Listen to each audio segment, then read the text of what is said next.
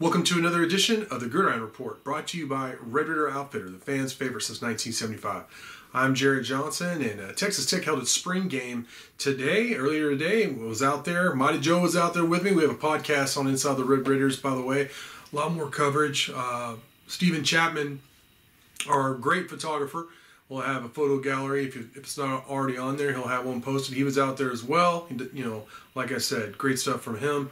But I wanted to go ahead and do a video just kind of recapping what we saw and, what McGuire said after the spring game. And overall, the defense won the day, which, you normally see that in spring games. I thought CJ Baskerville was especially impressive. He picked off a Tyler Shuck pass that was batted up in the air on the second play of the game. He also made some really nice tackles and had some really nice coverage on Miles Price, who was a good slot receiver. So really good game by Baskerville, who transferred in the offseason. I've been high on him since, learned about him, and then, Tech was recruiting him, then he committed, and interviewed him, and I like the guy, I like his size, I like his versatility, and, him transferring in from San Diego State really helps out at that star position, replacing Muddy Waters, who did a just tremendous job last year for Texas Tech in that role. Steve Linton, another transfer, looked really good. He's an edge rusher, transferred in this offseason from Syracuse. Had 3.5 sacks for them last year, but by all accounts, he's a very gifted pass rusher, very good football player, very athletic, and a lot's expected of him this year. Even Rabbit, Dadrian Taylor Dimerson, said after the game, look, that's the guy, watch out for Steve Linton. And he was great.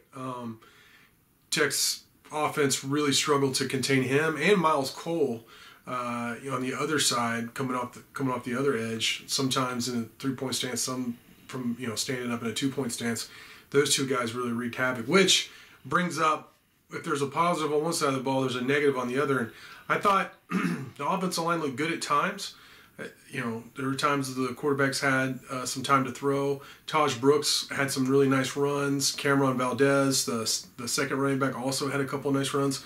But, man, the tackles struggled with those edge rushers today. They made a big impact. Several sacks, batted passes, things like that from the defensive line. So I like the interior of the offensive line.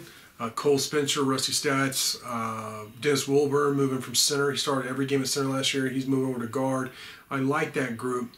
The tackles, though, I'm a little concerned about. So it'll be interesting to see if Tech rolls with these tackles or if they add one, through the portal moving forward this offseason. That's something to keep an eye on, because to me that's probably the biggest weakness, because they're loaded everywhere else. I thought Shuck didn't have a very good game, but he didn't have a very good spring game last year. And obviously he had a great end of the season once healthy last year.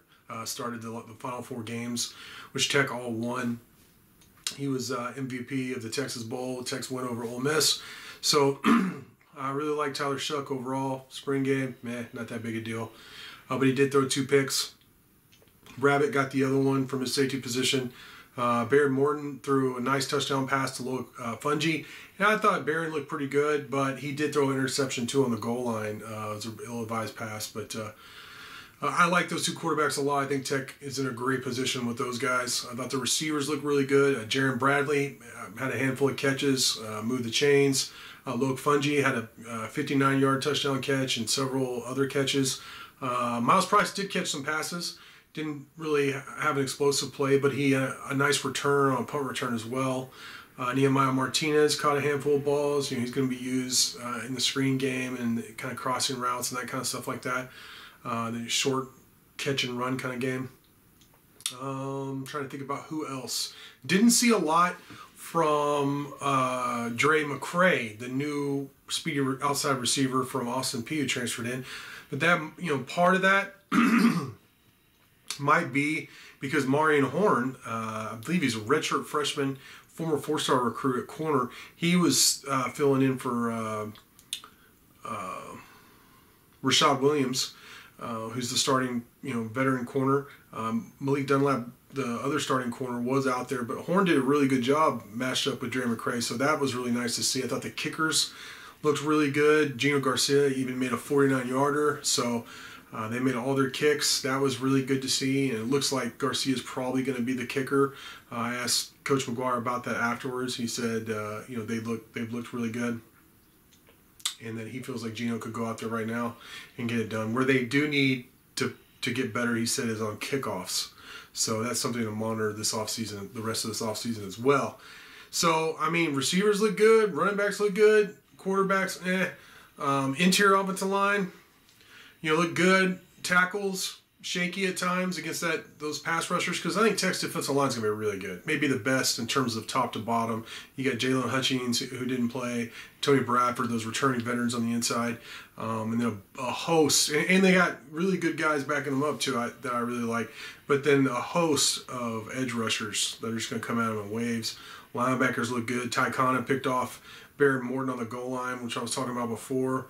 Safeties look pretty good, and I like the corners. So, as I've been saying, all spring, look, I'm predicting 9+ wins. Their ceiling is the Big 12 championship.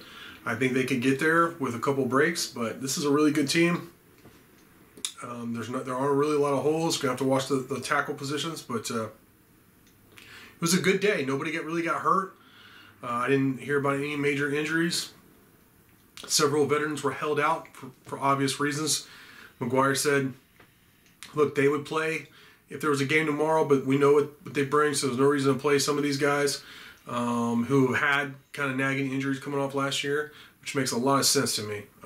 But it was a good round of spring ball. I don't know how to say it any other way, is I think Tech's poised for a really big season next year. I really do. I try and call it like I see it. When they're bad, I'm like, oh, they're bad. But I'm really happy to say that that's not the case. I think it's going to be a lot of fun next year. They play a very competitive schedule.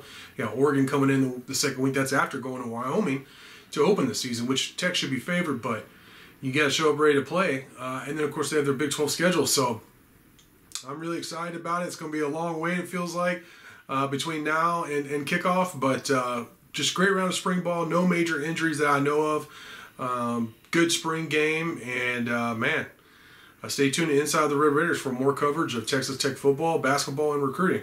But with that, I want to thank you for watching. And until next time.